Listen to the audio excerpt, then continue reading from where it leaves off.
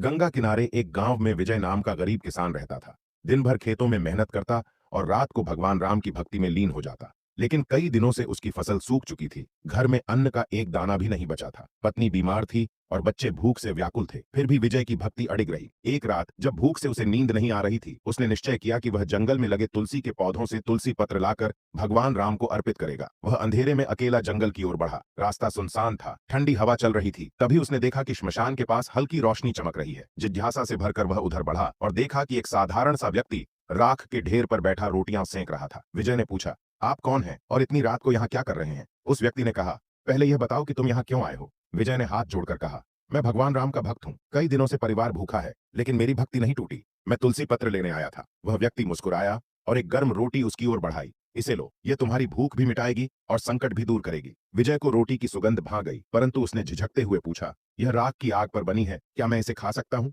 उस व्यक्ति ने कहा, यदि तुम्हारी नीयत शुद्ध है तो यह रोटी तुम्हारे लिए अमृत के समान होगी। विजय ने भगवान राम का स्मरण किया और रोटी स्वीकार कर ली। जब वह घर पहुंचा और रोटी तोड़ी तो वह सोने की बन चुकी थी। विजय चकित रह गया, लेकिन उसने स्वर्ण को बेचकर मिले धन से केवल अपनी जरूरतें पूरी की और बाकी धन गांव के गरीबों में बांट दिया।